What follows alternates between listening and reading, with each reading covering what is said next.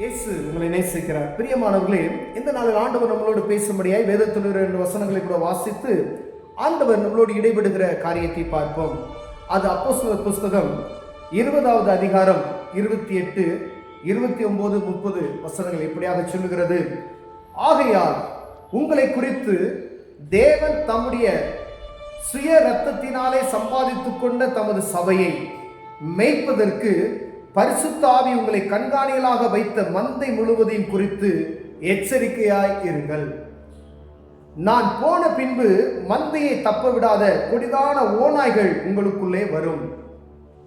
உங்களிலும் சிலர் எழும்பி சிலர் சீசர்களை தங்களிடத்தில் இழுத்துக் கொள்ளும்படி மாறுபாடானவைகளை போதிப்பார்கள் என்று அறிந்திருக்கிறேன்.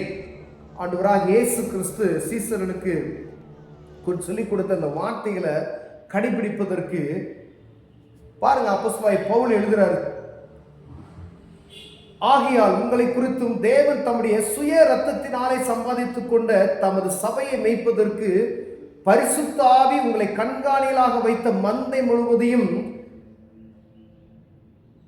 குறித்து எச்சரிக்கையாய் இருங்கள். முதல் மந்தைகளை குறித்து, சபையில் இருக்கக்கூடிய ஜனங்களை, மந்தை, ஆண்டவர் உங்களுக்கு கொடுக்கப்பட்ட இந்த ஆத்துமாவை குறித்து எத்தனை பேர் ஜாக்கிரதை உள்ளவர்களாக இருக்கிறோம் என்று பார்க்கும்படி ஆண்டவர் விரும்புகிறார்.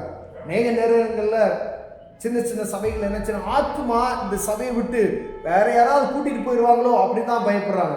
ஆனா அந்த ஆத்துமாவுக்கு தேவையான ஆவிக்குரிய மன்னாவை நீங்கள் சரியா நம்ம கொடுத்தோமே ஆனால் இந்த ஆத்மா என்ன செய்யாது, வேற எங்கேயும் போகாது. மைப்பினுடைய சத்தத்தை கேட்டு என்னாச்சு, நேரம் அங்கதான் ஒரு நல்ல ஆகாரத்தை கொடுக்கும்படியா ஆண்டவர் விரும்புகிறார். பிரியமான குறித்து உங்க மந்தையை மேய்ப்பதற்கு கவனமாய் இருக்கும்படியாய், ஏதோ ஆட்கள் இருக்கிறது என்பதற்காய் அல்ல, ஏதோ சத்தியத்தை பேச என்பதற்காய் அல்ல, ஒரு சபையை ஆண்டவர் உங்களுக்கு கொடுத்திருக்கிறாருன்னா அந்த சபையில் இருக்கக்கூடிய ஒவ்வொரு ஆத்மாவை குறித்ததான பாரம் உங்களுக்குள் இருக்கும்படி ஆண்டவர் விரும்புகிறார். எழுதுறாரு பாருங்க, மேய்ப்பதற்கு பரிசுத்த ஆவி உங்களை கண்காணிகளாக வைத்த மந்தை. பரிசுத்த ஆவியானவர் தான் உங்களை கண்காணியாக ஒரு சபையை வைத்திருக்க கொடுத்திருக்கிறார். பிரியமானவர்களே, அப்ப அதை குறித்து எச்சரிக்கையா இருங்க. கீழே சொல்றாரு, நான் போன பின்பு மந்தையை தப்பிவிடாத கொடிதான ஓநாய்கள் மனிதர்கள் எழும்பி உங்களுக்குள்ளே வருவார்கள். பாருங்க, அவங்க சீசர்களையே தங்களிடத்தில் இழுத்துக் கொள்ளும்படி மாறுபாடான சுவிசேஷத்தை அவர்களுக்கு சொல்லுவார்கள், அவர்களுக்கு எளிமையாய் இருக்கும்படியாய். அப்ப பாருங்க, சீசர்களை தங்கள் பக்கமாய் இழுத்துக்கொண்டு மாறுபாடான சுவிசேஷத்தை என்ன செய்வாங்களாம், அறிவிப்பாங்களாம்.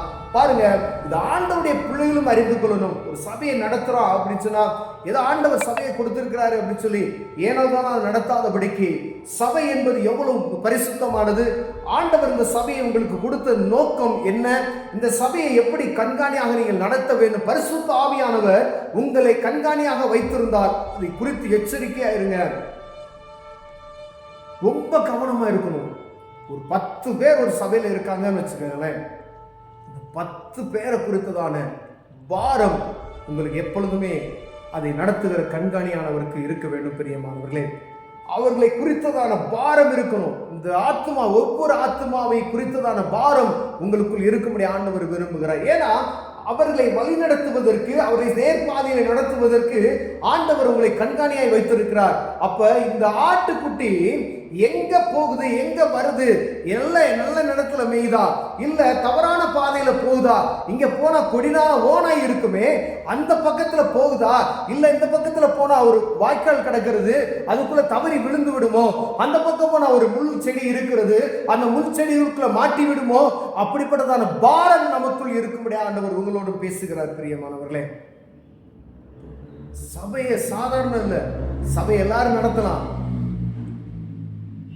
அந்த சபைக்காய் எவ்வளவு நேரம் ஜெபிக்கிறோம் என்பதை பார்க்கும்படி ஆண்டவர் விரும்புகிறார்.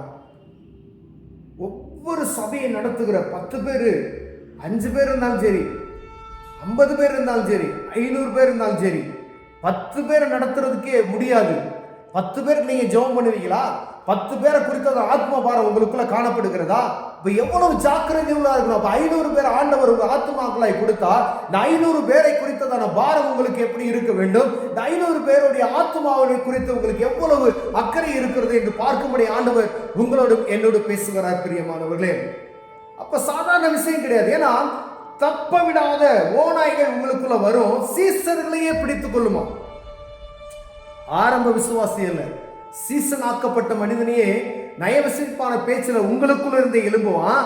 அவன் எலும்பு என்ன செய்வான்? உங்களை கலைத்து வேற இடத்துக்கு அழைத்து ஒன்றுமில்லாதபடி அந்த ஆத்மாவை ஒன்றுமில்லாதபடிக்கு அப்படியே ஒன்றுமில்லாதபடிக்கு மொத்தத்துக்கும் காலி பண்ணி விட்டுருவான் அப்படின்னு சொல்லி எச்சரிக்கையா இருக்கணும்னு சொல்லிட்டார். அப்ப நம்ம எவ்வளவு எச்சரிக்கையா இருக்கணும். சபைக்கான் எவ்வளவு நேரம் ஜெபம் பண்ணணும். ஒவ்வொரு நாளும் அலைந்து திரிகிறோமா? நல்ல மேய்ச்சல் இருக்கிற இடத்துக்கு இந்த ஆட்டுக்களை ஓட்டி செல்கிறோமா? அனுதினமும் கொடுக்கக்கூடிய ஆகாரம் எப்படி இருக்கிறது?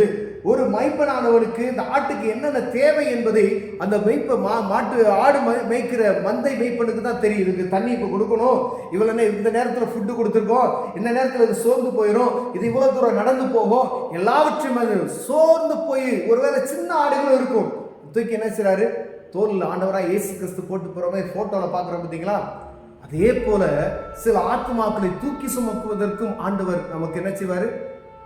சொல்லிக் கொடுப்பார் பிரியம். அப்ப ஆத்மாக்களை குறித்ததான பாரம் நமக்கு இருக்கணும். சபையை நடத்துவதை காட்டிலும் சபையில இருக்கக்கூடிய ஆத்மாக்களை குறித்ததான பாரம், உங்களை குறித்து உங்களுக்கு பாரம் இருக்குதோ இல்லையோ, ஆண்டவர் உங்களை கண்காணியா வைத்த அந்த நோக்கமும் அந்த கண்காணியாய் கொடுக்கப்பட்ட அந்த ஆட்டுக்குட்டிகளை மேய்ப்பதற்கான பாரமும் எப்பொழுதும் நிரம்பி இருக்கணும் பிரியமானவர்களே. ஃபர்ஸ்ட் இதுல கவனமா இருங்க அப்படின்னு சொல்லி ஆண்டவர் விரும்புகிறார். ரெண்டாவது, அடுத்து உங்களுக்கு கொடுக்கப்பட்ட மந்தையை நீங்க கரெக்டா நடத்தணும். நீங்க அறுவடைக்காய் இப்போ வெளியே போறது அடுத்தது. வந்த ஆட்டுக்கு முதல் நல்லா ஃபுட்டு கொடுக்கறதுக்கு தெரிஞ்சிட்டீங்கன்னா அடுத்த ஆண்டவர் என்ன செய்வார்? உள்ள கூட்டிட்டு வருவார். அப்ப இந்த இருக்கிற ஆட்டுக்குட்டியவே நான் சரியா மேய்க்க முடியல, அதை கண்காணியாக்க முடியல, அதுக்கு நல்ல ஃபுட்டு கொடுக்க முடியல, அதை நான் பாதுகாக்க முடியல, அதை கல்லர் கையில கொடுத்துட்றேன். சில நேரத்தில் அது வாய்க்கால விழுந்துருது, சில நேரம் அது முச்செடியில மாட்டிக்கொள்ளுகிறது. அதை என்னால பார்க்க முடியல, அதே நேரம் சமாளிக்க முடியலன்னா 11வது ஆட்டுக்குட்டி எப்படி உள்ள வரும்?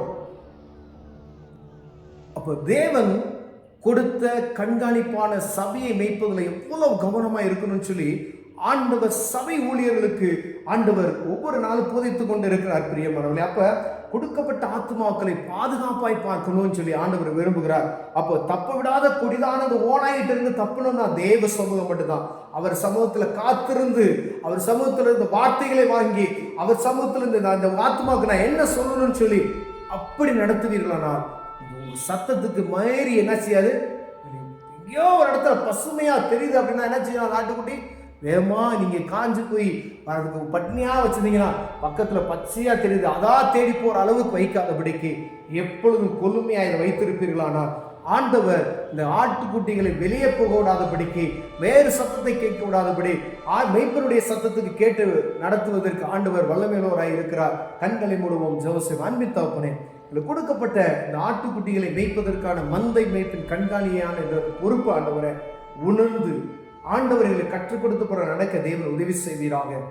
ஆண்டவரே, உலகத்தின் காரியங்களுக்கும் ஆண்டவரே ஓநாய்களின் வாய்களுக்கும் தப்பி வைப்பதற்கு தேவன் கிருபை பாராட்டுங்க. இயேசுவின் நாமத்தில் பிதாவே, ஆமென்.